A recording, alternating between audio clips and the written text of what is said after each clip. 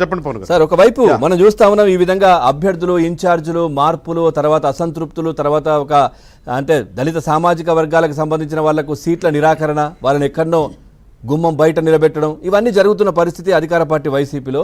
ఇంకోవైపు వాళ్ళు ఎందుకు ఇంత కాన్ఫిడెంట్గా ఉన్నారు? ఖచ్చితంగా మేము మళ్ళీ వస్తామని గతంలో మనం చూసాం. ఈరోజు పేపర్లో కూడా చాలా నిన్నటి నుంచి కూడా వస్తూ ఉంది.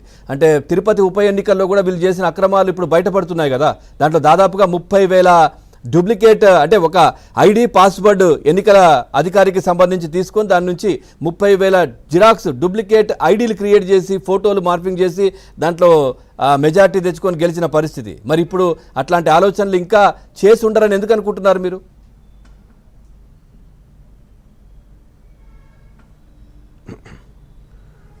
ఇప్పుడు అతనికి నమ్మకం ఉంటే ఇట్లా ఈ సీట్లు ట్రాన్స్ఫర్లో మార్పులు ఉండవు కదా పవన్ గారు. ఇంకోటి ఏంటంటే ఆ రోజున అధికారం ఇంకా చాలా టైం ఉంది. ఎలక్షన్ కమిషన్ కూడా పూర్తిగా సహకరించింది. Election commission, state election commission పూర్తిగా జగన్మోహన్ రెడ్డి గారికి సహకరించింది. చిత్తూరు మన ఏది చెప్తాను తిరుపతి బై ఎలక్షన్లో దాన్ని ఎవరైనా సరే కాదనేది ఏం లేదు. దాన్ని ఆ అధికారి కూడా ఒప్పుకుని తీరాల్సిందే పూర్తిగా. అసలు అక్కడ ఎలక్షన్ జరిగిందా? ఎలక్షన్ ఏం లే. ఎవడు కావాలంటే వాడు వచ్చి ఓటేశాడు. అక్కడ ఆ రోజున ఓటు ఉన్నవాళ్ళు వేయటం కాదు. చూసాం కదా, ఎక్కడెక్కడి నుంచి వచ్చిన వాళ్ళందరూ కూడా క్లియర్గా కనిపించారు. సభ్య సమాజం చూసింది. ఎవడు పడితే వాడు ఓటేసాడు లోపలికి వెళ్ళదు. ఎలక్షన్ ఎందుకంటాం దాన్ని ఎలక్షన్ అనుకోవాల్సిన పల్లె. చాలా టైం ఉంది కాబట్టి ఆ రోజున అధికారులందరూ కూడా జగన్మోహన్ రెడ్డి గారికి అనుసరణలను పనిచేశారు, గెలిచారు, అయిపోయింది. కానీ ఇవాళ మీరు అన్నట్టుగా ఇవాళ ధైర్యం లేదు. ఇవాళ ధైర్యం సన్నగిలింది.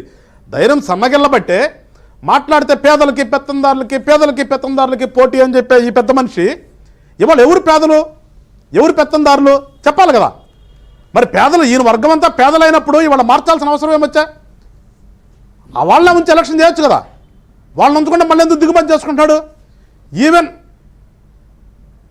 ఈ రిజర్వేషన్ సీటుల్లో కూడా ఇది ఏదైతే ఎస్సీ కాన్స్టిట్యూషన్ రిజర్వ్డ్ కాన్స్టిట్యూషన్స్ ఉన్నాయో అక్కడ కూడా చూడండి మీరు, పోయినసారి పోటీ చేసిన వాళ్ళ దగ్గర డబ్బులు తక్కువ ఉంటే వాళ్ళని పంపించేస్తున్నారు పక్కకి.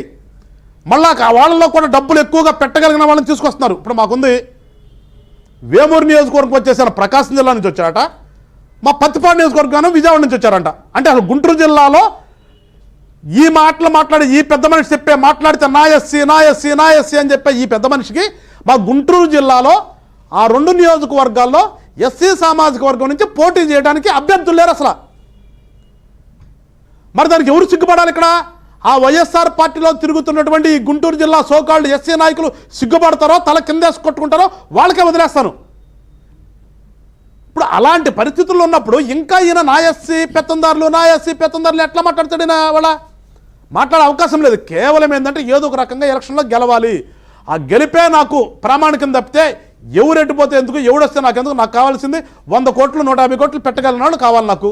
వాళ్ళని తీసుకొచ్చి మళ్ళీ ఓట్లు కొనుక్కునే ప్రక్రియ తప్పితే ఇక్కడ అతని మీద అతని నమ్మకం పోయింది. ఆ స్టిక్కర్లు అతికించుకున్న స్టిక్కర్ వాల్యూ పోయింది. ఇవాళ వాళ్ళ మీద ఎవరి మీద నమ్మకం లేదు. జనాన్ని ఏ రకంగా మళ్ళా బలి పశువులకు కొందాము, సంతలో పశువులకు కొందామనే ఒక దృక్పథంతో ఇవాళ వైఎస్ఆర్ పార్టీ ఎలక్షన్ చేయబోతుంది. మేము అందుకే అనేది ఏంటంటే ప్రజలందరినీ కూడా మీరు ఒకసారి గమనించండి ఏం జరుగుతుందో. రాజకీయాలన్న తర్వాత సహజంగా జరిగే ప్రక్రియ కొంత ఏదో అలవాటైంది, అది కూడా దుర్మార్గం. మేము అంటుంది అదే మార్పు రావాలి, రాష్ట్ర రాజకీయాల్లో మార్పు రావాలని కూడా మేము అదే కోరుకుంటుంది. అసలు ఓటుకు డబ్బులు ఇచ్చి కొనుక్కునేవాడు ఎట్లా సేవ చేస్తాడు? ఒకసారి ప్రజలు గమనించాలి కదా.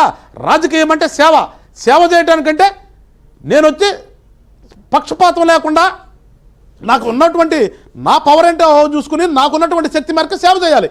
కానీ ఇక్కడ ఏంటి వాళ్ళ సేవ అంటే ఓటును కొనుక్కోవటం సేవ అయిపోయింది. ఓటును కొనుక్కున్నటువంటి వ్యక్తి మీకు ఎట్లా సేవ చేస్తాడు? రేపు ఇవాళ ఒక 10 కోట్ల 20 కోట్ల 30 కోట్ల కాన్స్టిట్యూన్సీని ఖర్చు పెడితే మళ్ళీ దాన్ని డబల్ ఏ రకంగా సంపాదించుకుని ఆలోచన చేస్తాడు తప్పితే ఎందుకు సేవ చేస్తాడు, ఏ రకంగా సేవ చేస్తాడు? సేవ చేయడు. అందుకనే రాష్ట్ర ప్రజలందరూ మేము కోరుకుంటుంది అదే. మళ్ళీ ఇప్పుడు డబ్బులు కూడా డిపాజిట్ చేయాలి కదా సార్. ఎంపీ స్థానానికి 140 కోట్లు, ఎమ్మెల్యే స్థానానికి 40 నుంచి 50 కోట్లు డిపాజిట్ చేసి ఆ డబ్బులంతా రాబట్టాలి కదా మళ్ళీ అవి కూడా. అదే నేను చెప్తుందండి, ప్రజలు గమనించాలి. ఇవాళ ఈ జగన్మోహన్ రెడ్డి అనే వ్యక్తి నేను పెద్ద ఎత్తున సంక్షేమం చేశాను, నేను కొన్ని లక్షల కోట్లు నా అక్రమాలకు సెల్లంలోకి పంచిపెట్టాను, నేనేదో నాడు నేడు కింద స్కూళ్ళన్నిటికీ రంగులేశాను, నేను పెద్ద ఎత్తున అభివృద్ధి చేశానని చెప్తున్నాడు మాటలు. చెప్పినప్పుడు వ్యక్తి ఇవాళ ఎందుకు మళ్ళా 100 కోట్లు ఎవరు ఖర్చు పెడతారో వాళ్ళ కోసం ఎందుకు చూస్తున్నాడు? సిట్టింగ్ ఎమ్మెల్యేలకి సీటు ఇవ్వలేని పరిస్థితిలో అంత దుర్మార్గంగా వాళ్ళ పార్టీ అందుకుంది. అందుకని నేను చెప్తుంది, ఆ పార్టీలో ఉన్నటువంటి దళిత సోదరులు కూడా గమనించాలి ఒకసారి. అసలు ఒక జిల్లాలో ఆ పార్టీ తరఫున పోటీ చేసే దళిత సోదరుడు లేడా? సిగ్గుపడాలి కదా ఇవాళ. ఇప్పుడు దాకా మా జగన్ తిరుగుతున్నటువంటి వీళ్ళందరూ కూడా సిగ్గు తెచ్చుకోవాలి కదా, అది నేను చెప్తుంది. అందుకని ప్రజలను మళ్ళా చెప్తున్నాం, జనసేన పార్టీ నుంచి ప్రజలను కోరేది ఒకటే, రేపు రానున్నటువంటి ఎలక్షన్లో ఈ రాష్ట్రం యొక్క దిశని మార్చే ఎలక్షన్స్. ఇప్పటికే నాశనం అయిపోయింది ఆంధ్ర రాష్ట్రం. ఏ రకంగా ఉందో మీకు తెలిసి ఇవాళ. ఎందుకంటే ఇవాళ ప్రజెంట్ చూస్తే మన కరెంట్ అఫైర్ చూసినా కానీ ఏ రోడ్డు మీద చెత్త ఆ రోడ్డు మీద నిండిపోయి ఉంది. ఇవాళ బయటకు వచ్చే పరిస్థితి లేదు.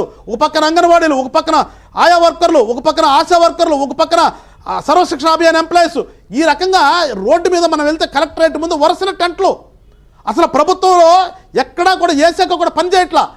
ఆయన ఏమైనా తాడేపల్లిలో కూర్చొని ఎవరికి సీట్లు ఇవ్వాలి, ఎవరిని మార్చాలి, ఏ రకంగా తెచ్చుకోవాలి అనే ఆలోచన ఆయన ఉన్నాడు.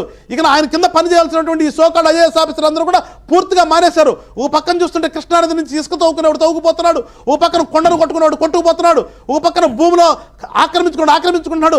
ఆక్రమించుకోవడం కోసం తెచ్చిన చట్టమే ఈ 27 యాక్ట్ 27 మనం చూసాం. Land titling act.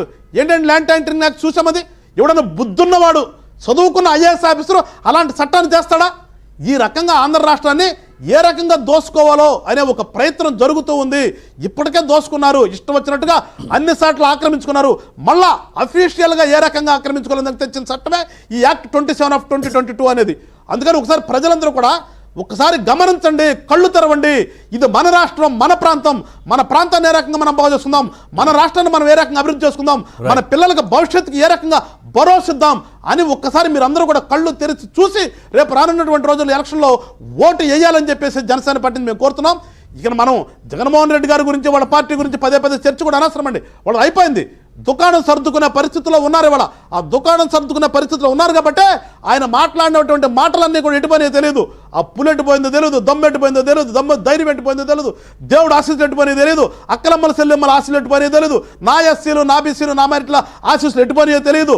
పెత్తందారులు పేదలు ఎవరో తెలియదు. దీనికి ఎవరు పేదో ఎవరు పెత్తందారో డిస్క్రిమినేషన్ తెలియనటువంటి వ్యక్తి ఆయన మాటలు ఇంకా ప్రజలు పట్టించుకున్న పరిస్థితులు లేరు ఇవాళ.